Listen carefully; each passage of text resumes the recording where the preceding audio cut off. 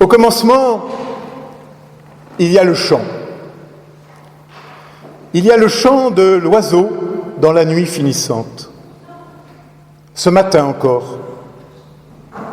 Le chant de l'oiseau dans la nuit annonce toujours une naissance à venir, celle de l'aube. Le chant de l'oiseau dans la nuit annonce toujours la naissance de la lumière. Et je me demande s'il en est ainsi depuis le début des temps. Je ne crois pas. J'aime à croire que ce sont les anges qui ont appris aux oiseaux à chanter au milieu de la nuit pour fêter l'enfant nouveau-né, pour annoncer la naissance de l'espérance, pour proclamer la lumière à venir au cœur de la nuit, surtout au cœur de la nuit.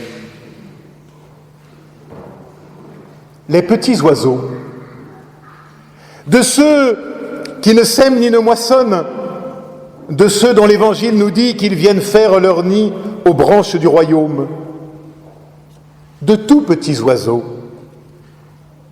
Ce ne sont pas les grands, les gros, les aigles, ni même les corbeaux qui chantent au milieu de la nuit. Non, ce sont les petits, les tout petits même, rossignols, rouge-queue et autres. Si petits que souvent on ne les voit pas. Et pourtant leurs voix emplissent la nuit de lumière. Ça, j'en suis sûr, c'est une leçon des anges. Ils sont forts pour donner à ce qu'il y a de plus fragile la mission de tout transformer, de tout illuminer. Je dis les anges, mais je pourrais tout aussi bien dire comme maître de chant Marie, Zacharie, Siméon. On l'a un peu vite oublié, en mettant tout cela dans des livres. Mais au commencement de l'Évangile, il y a des chants. Ceux d'une femme, d'un homme, d'un vieillard. Mais tous, devant l'indicible qui survient, chantent.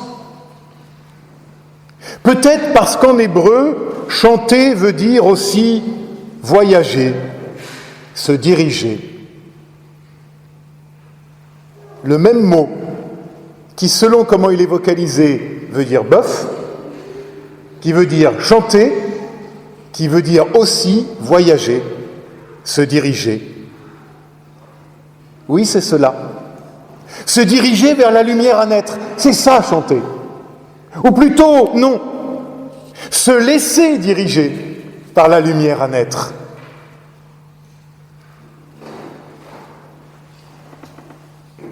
Et oui, ces mêmes 3 petites lettres, exactement les mêmes, pour dire bœuf, chanter, voyager. Incroyable, non? Un coup des anges, vous ne me l'enlèverez pas de la tête. Oui, chanter, louer pour illuminer la ténèbre, fût-elle la plus épaisse, surtout si elle est la plus épaisse. Et vous savez quoi? Les confinements et les couvre-feux ne peuvent rien contre le chant des oiseaux dans la nuit de Noël. Comme les masques n'empêcheront pas les yeux des enfants de briller. Dans cette attente de Noël qui est la nôtre, l'essentiel est bien là, préservé, intact, peut-être même encore plus précieux, encore plus palpable. Le chant de l'oiseau dans la nuit, qui proclame la lumière à naître en toi, en moi, en nous, pour que nous renaissions à notre tour dans la confiance et l'espérance. Chut, écoute,